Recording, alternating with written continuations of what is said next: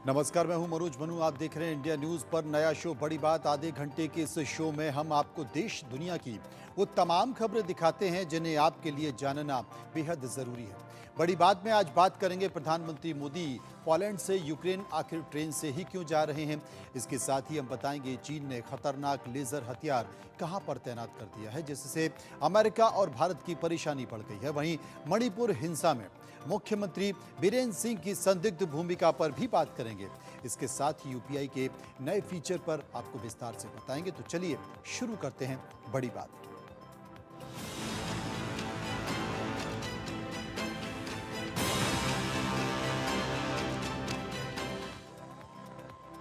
सबसे पहले बात प्रधानमंत्री मोदी की यात्रा की। प्रधानमंत्री नरेंद्र मोदी अभी पोलैंड के दौरे पर हैं।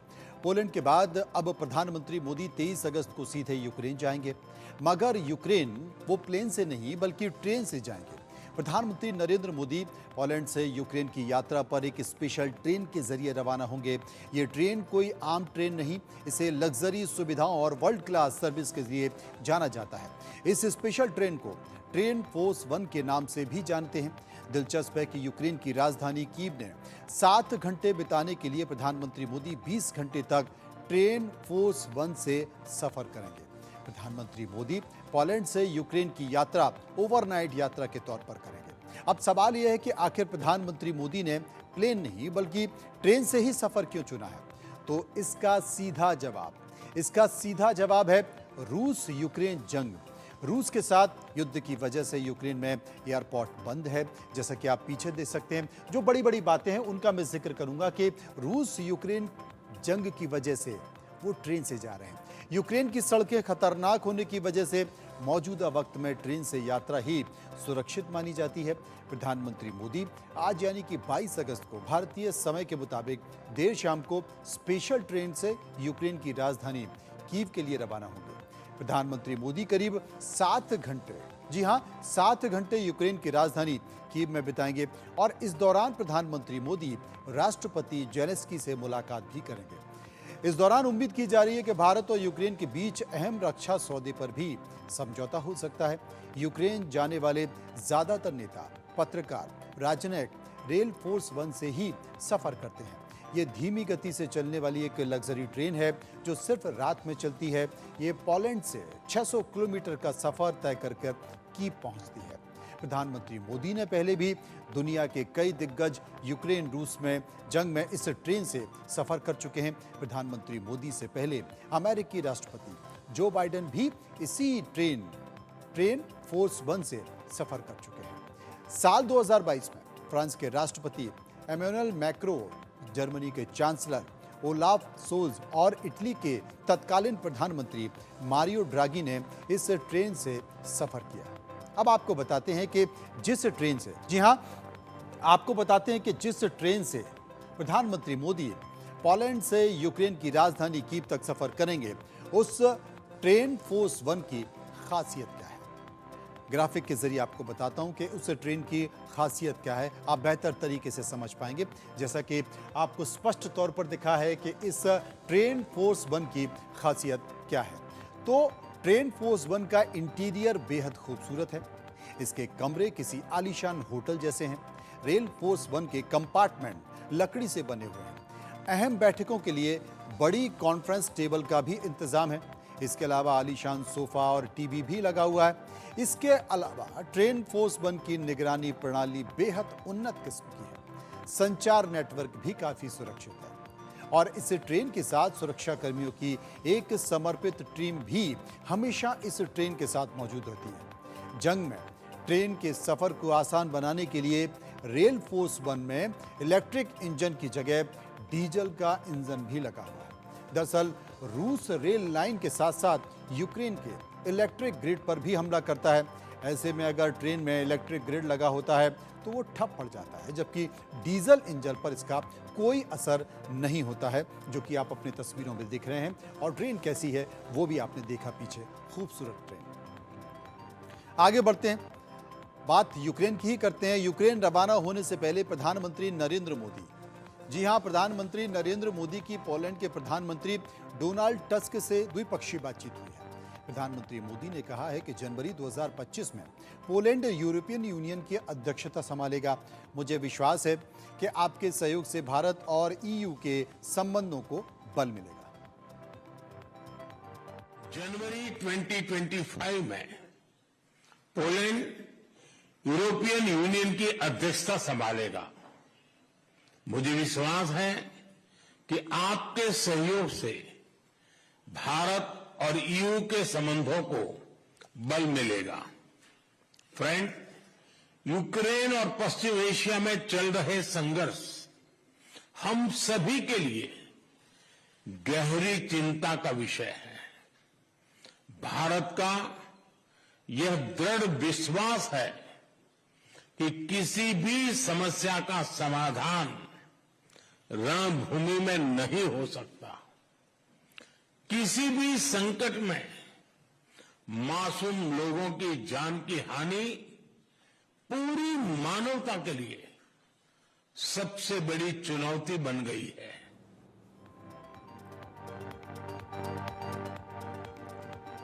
भारत अब स्वदेश में बने हथियारों को दूसरे देशों को बेच रहा है। देश का डिफेंस एक्सपर्ट रिकॉर्ड स्तर पर पहुंच गया है। बीते 10 सालों में भारत के रक्षा निर्यात में 30 गुना से ज्यादा की बढ़ोतरी हुई है। रूस यूक्रेन युद्ध और इजराइल हमास संघर्ष के कारण कई देश अपने डिफेंस सिस्टम को मजबूत करने में लगे हैं। इस वजह से रक्षा निर्यात में ग्रोथ आई है। फिलहाल भारत तकरीबन 90 से ज्यादा देशों को सैन्य हार्डवेयर निर्यात कर रहा है। सरकार आसान लाइसेंसिंग सिस्टम और अप्रूवल को बढ़ावा दे रही है और घातक हथियारों की सप्लाई करने के मामले में अपनी झिझक को दूर कर रही है। अमेरिका सबसे बड़ा रक्षा निर्यात डेस्टिनेशन के रूप में उभरा है। सरकार अफ्रीका और अन्य देशों पर भी डिफेंस गुड्स की सप्लाई करने पर भी फोकस कर रही है, जिसमें आसान क्रेडिट और डिप्लोमेटिक प्रयास शामिल है। रक्षा मंत्रालय के डेटा के मुताबिक 2024-25 की पहली तिमाही में निर्यात में भारी 78 का उछाल आया है। अप्रैल जून में रक्षा निर्यात एक साल पहले अवधि के 3,885 करोड़ रुपए से बढ़कर 915 करोड़ रुपए हो गया है। रक्षा निर्यात पहले से ही प्रगति पर था और इसने 2023 और 24 में रिकॉर्ड 21,083 करोड़ रुपए की कमाई की है, जो पिछले वित्त वर्ष के 15,920 करोड़ रुपए से 32.5% ज्यादा है। नरेंद्र मोदी ने 2020 में अगले 5 सालों के लिए एरोस्पेस और डिफेंस गुड्स एंड सर्विसेज में 35,000 करोड़ रुपए यानी कि करीब 5 अरब डॉलर का निर्यात लक्ष्य निर्धारित किया है। यह 2025 तक डिफेंस मैन्युफैक्चरिंग की 175 लाख करोड़ रुपए का कारोबार हासिल करने की योजना का हिस्सा है। अब सवाल उठता है कि भारत वास्तव में क्या निर्यात कर रहा है? रक्षा मंत्रालय निर्यात या फिर स्पेसिफिक देशों का विवरण नहीं बताता है।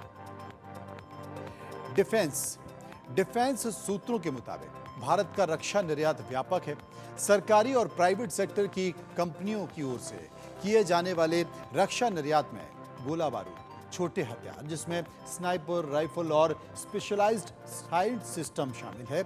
इसके अलावा बुलेट प्रूफ जैकेट और हेलमेट, इलेक्ट्रॉनिक सामान, बख्तरबंद गाड़ियां, हल्के टारपीडो, सिमुलेटर, ड्रोन और तेज हमला वाले जहाज का भी निर्यात भारत करता है।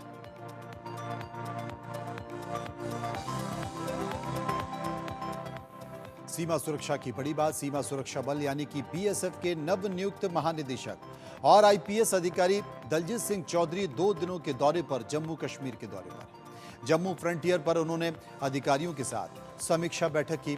जम्मू पहुंचने पर आईजी डीके बोरा और जम्मू फ्रंटियर के वरिष्ठ अधिकारी ने भी उनका स्वागत किया है।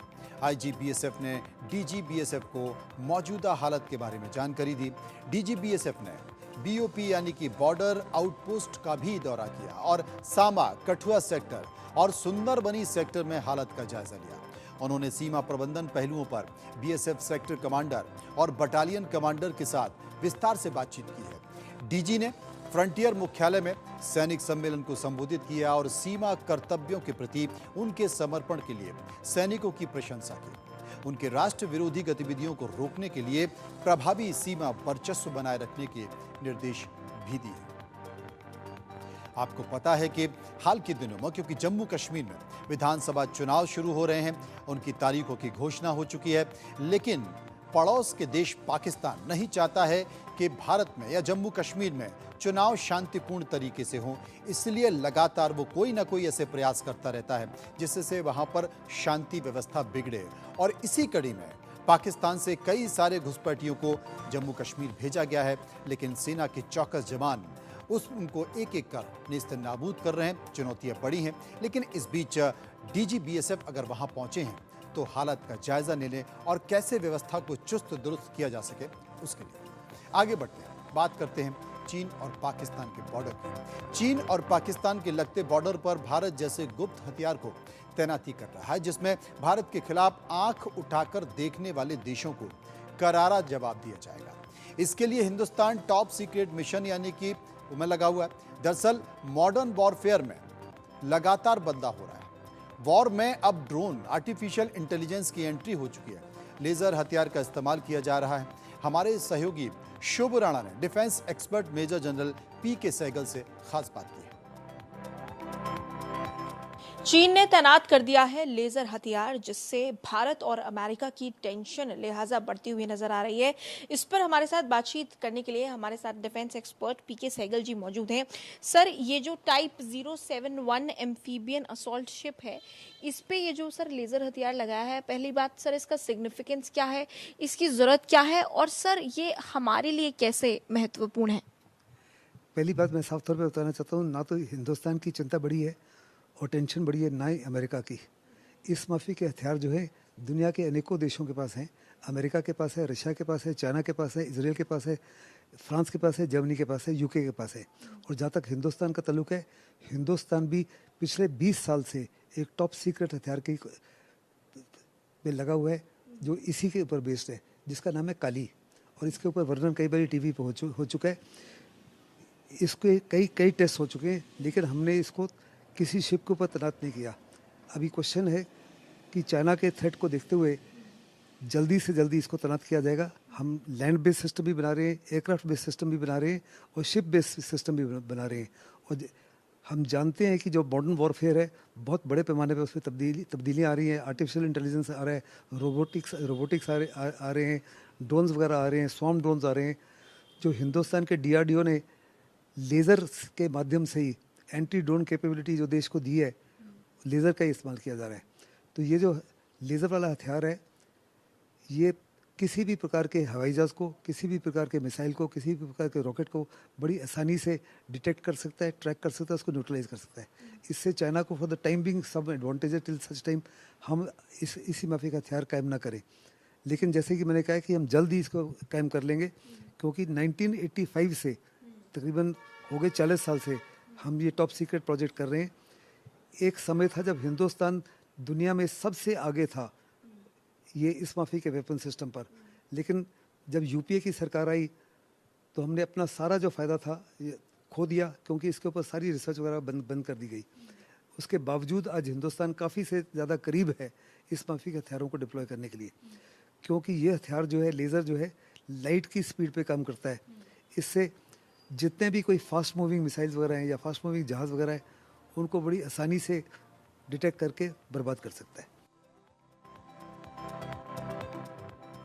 चीन की बड़ी बात, चीन ने अपने टाइप 071 एम्फीबियस असॉल्ट शिप पर लेजर हथियार को तैनात कर दिया गया। इससे अमेरिका, भारत समेत कई देशों के लिए खतरे का संकेत माना जा रहा है। इस तरह के हथियारों में अभी तक चुनिंदा देशों को ही महारत हासिल थी, जिसमें अमेरिका भी शामिल था।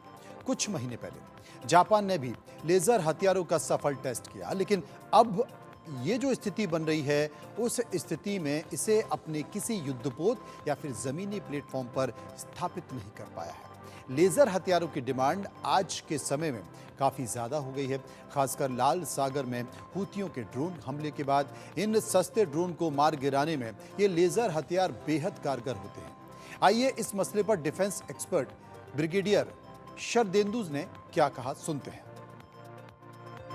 आज की डेट में युद्ध भूमि में तमाम तरीके के वेपन्स, टेक्नोलॉजी, नए वेपनरी का इस्तेमाल हो रहा है।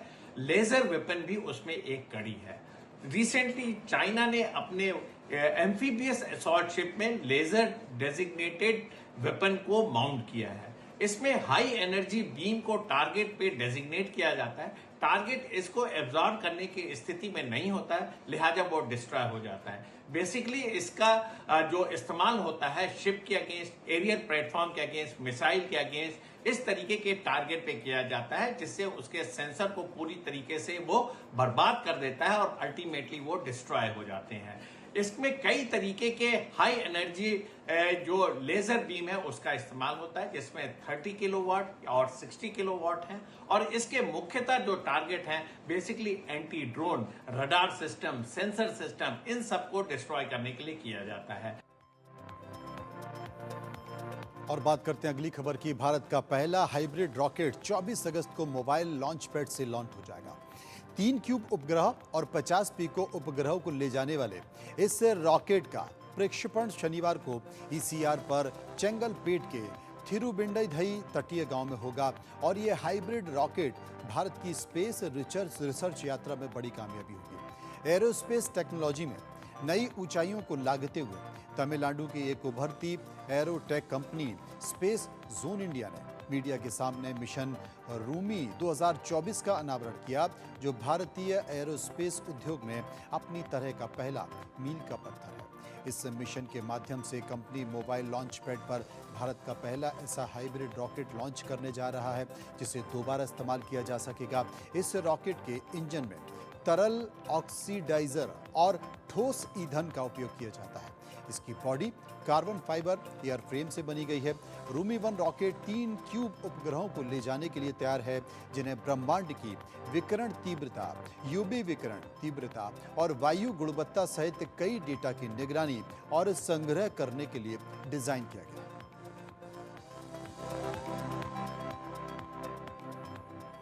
और अब नॉर्थ ईस्ट की बड़ी बात। देश के पूर्वोत्तर राज्य मणिपुर में हिंसा का दौर भले ही थम गया हो, लेकिन तनावपूर्ण हालत अब भी बने हुए हैं। मुख्यमंत्री एन बीरेन सिंह के खिलाफ भी लगातार आवाजें उठ रही हैं और उनके खिलाफ विपक्ष लंबे समय से मोर्चा खोले हुए हैं। उन्हें हटाने की मांग की जा रही है।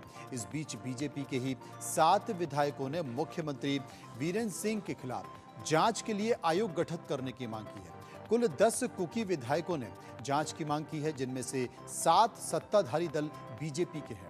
इन लोगों का कहना है कि हिंसा की घटनाओं की जांच के लिए आयोग गठित होना चाहिए। इनमें यदि बीरेन सिंह को दोषी पाया जाए या उनके खिलाफ कोई एक्शन होना चाहिए। इन विधायकों ने साझा बयान जारी कर कहा है कि मुख्यमंत्री बीरेन सिंह की भूमिका संदिग्ध थी। उन्होंने कुकी समुदाय के नरसंहार की छूट दी थी। दरअसल बीरेन सिंह मैतई समुदाय से आते हैं और बीते साल मैतई और कुकी समुदाय के बीच ही हिंसा भड़की थी। इन विधायकों ने मणिपुर टेप्स के नाम से एक ऑडियो भी जारी किया है। इन लोगों ने कहा है कि मुख्यमंत्री ने अपने रवैये से मैतई समुदाय के उपद्रवी तत्वों को छूट दी थी। विधायकों ने कहा है कि मुख्यमंत्री ने हिंसा की छूट दी थी। और यही नहीं, इन विधायकों ने कहा है कि होम मिनिस्टर अमित शाह जब मणिपुर आए तो उन्होंने मुख्यमंत्री बीरेन सिंह को इस बात के लिए फटकार लगाई थी जनता पर बमों का प्रयोग ना किया जाए। फिर भी अमित शाह के जाते ही मुख्यमंत्री ने उसी तरह जनता पर बम बरसाए। इन विधायकों का कहना है कि पूरे राज्य में करीब 5000 हथियार पुलिस बल से लूटे गए, लेकिन इस मामले में कोई भी गिरफ्तारी अब तक नहीं हो पाई है। इन लूटे हुए हथियारों का इस्तेमाल ही हिंसा भड़काने के लिए किया गया।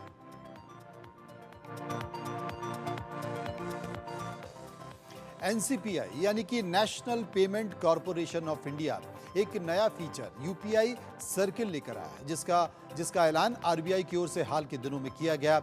ये यूजर्स बिना अकाउंट के 5 लोगों को यूपीआई पेमेंट करने की छूट देता है। इनमें एक दिन में अधिकतक 5000 रुपए तक खर्च कर सकते हैं, जबकि मंथली खर्च लिमिट 15000 रुपए रखी गई है। यूपीआई के इस नए फीचर से पहले क्या होता है ये समझिए। अगर घर में 5 लोग हैं तो सभी के बैंकिंग अकाउंट होने चाहिए। साथ ही सभी के बैंक अकाउंट से उनका पर्सनल मोबाइल नंबर लिंक होना चाहिए और उसी हालत में यूपीआई पेमेंट किया जा सकता है। लेकिन अब बिना अकाउंट के यूजर पैसे ट्रांसफर कर सकते हैं। उदाहरण के लिए समझिए कि आपके घर में 5 लोग हैं, तो उस घर का मुखिया अपने यूपीआई अकाउंट से घर के 5 लोगों को ऐड कर सकता है। इस फीचर का नाम यूपीआई सर्किल दिया गया है, जिसे national payment corporation of India यानी कि एनपीसीआई की ओर से लॉन्च किया गया है। इस फीचर का ऐलान रिजर्व बैंक ऑफ इंडिया हाल के दिनों में कर चुकी है। आपको ये भी बता दें, ग्राफिक के जरिए समझाते हैं और बेहतर तरीके से आपको समझ में आएगा। आपको ये भी बता दें कि यूपीआई सर्किल फीचर क्या है। अब इसे गौर से समझिए, एक एक करके बहुत विस्तार से आपको समझ में आएगा, बड़ा भी दिखेगा कि यूपीआई फीचर है क्या। यूपीआई सर्किल एक डेलीगेट पेमेंट फीचर है जो प्राइमरी फीचर को दूसरे के साथ पेमेंट लिंक की सुविधा देता है। इसकी मदद से आंशिक या फिर फुल पेमेंट किया जा सकता है। मतलब माता पिता अपने यूपीआई अकाउंट को बच्चों के साथ साझा कर सकते हैं। यूपीआई सर्किट फीचर में दो टाइप के यूजर्स, प्राइमरी और सेकेंडरी होते हैं। प्राइमरी यूजर्स के पास खुद का अकाउंट होता है जिसमें वो सेकेंडरी यूजर्स को जोड़ सकता है, साथ ही कुछ लिमिट लगा सकता है। इसमें सेकेंडरी यूजर्स को फुल पेमेंट एक्सेस दिया जा सकता है या फिर सेकेंडरी यूजर्स को कुछ सीमित पेमेंट ऑप्शन भी मुहैया कराया जा सकता है। क्या यूपीआई सर्किल के नियम सेकेंडरी यूजर्स को पेमेंट के लिए ऐप पासपोर्ट या फिर बायोमेट्रिक डिटेल्स देना होंगे? प्राइमरी यूजर्स अपने अकाउंट से अधिकतम 5 लोगों को पेमेंट के लिए अपने साथ जोड़ सकता है। एक यूपीआई सर्किल में मंथली जो खर्च है उसकी लिमिट 15,000 रुपए तय की गई है। एक दिन में अधिकतम खर्च 5,000 रुपए है। ये यूपीआई लिमिट पार्शियल डेलीगेशन पर लागू होती है। यूपीआई सर्किल का कूलिंग पीरियड 24 घंटे होता है। प्राइमरी यूजर्स चाहे तो सेकेंडरी यूजर्स के हर लेन देन पर नजर रख सकता है और उसका पेमेंट रोक भी सकता है।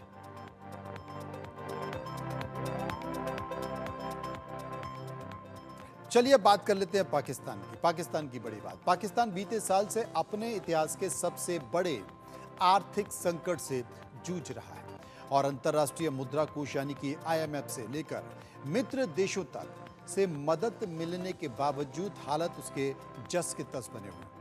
अब देश में एक नया संकट खड़ा हो गया जिसकी चेतावनी खुद पाकिस्तान बिजनेस काउंसिल पीबीसी ने जारी की है।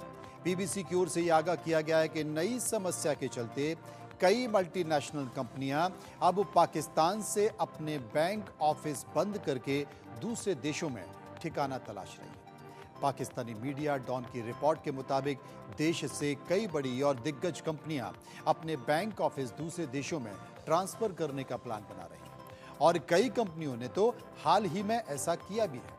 पीबीसी की ओर से ये alert Dubai chamber of commerce की एक रिपोर्ट में सामने आया है जिसमें कहा गया है कि जनवरी से जून 2024 के बीच दुबई में 3,968 पाकिस्तानी कंपनियां रजिस्टर्ड हुई हैं और ये आंकड़ा बीते साल 2023 में इसी अवधि के दौरान रजिस्टर्ड हुई 3,395 फर्मों की तुलना में 17% ज्यादा है।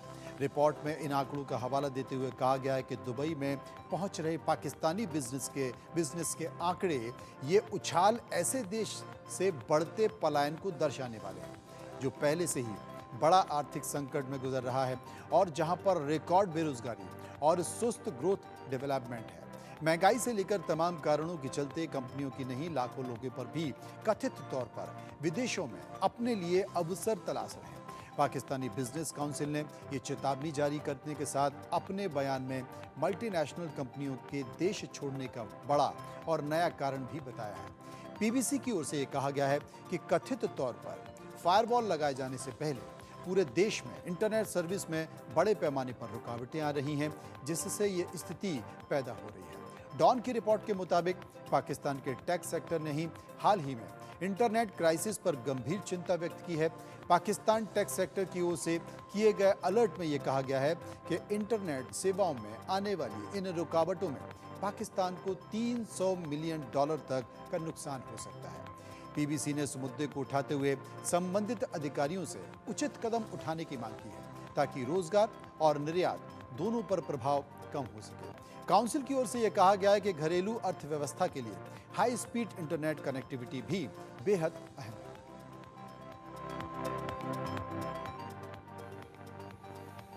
दुनिया में इसरो की शान बढ़ाने वाले चंद्रयान 3 के डेटा से नया खुलासा हुआ है। पता चला है कि चंद्रमा पर गर्म लावा का समुंदर है।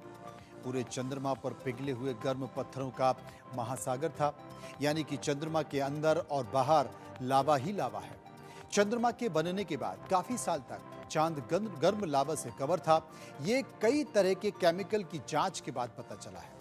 इन रसायनों का जो डेटा है वो चंद्रयान 3 ने भारतीय वैज्ञानिकों को दिया है।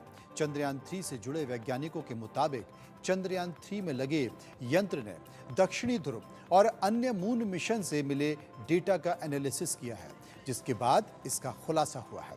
चंद्रमा के बनने को लेकर एक थ्योरी थी कि 20 करोड़ साल पहले जब ये बना तब इसके चारों तरफ गर्म पिघले हुए पत्थरों का समुद्र था। ये स्टडी हाल ही में नेचर जर्नल में प्रकाशित हुई है। पूरे चंद्रमा पर गर्म लावे का सागर था और ये चंद्रमा के बनने के कुछ करोड़ साल बाद की बात है। खुशी की बात यह है कि ये स्टडी उस समय आई है जब पूरा देश चंद्रयान 3 की चंद्रमा के दक्षिणी ध्रुव पर सफल लैंडिंग की वर्षगांठ मना रहा है। इस साल चंद्रयान 3 की सफल लैंडिंग की खुशी में पहला नेशनल स्पेस डे मनाया जा रहा है। अब ये हर दिन साल इसी तरह से सेलिब्रेट भी किया जाएगा।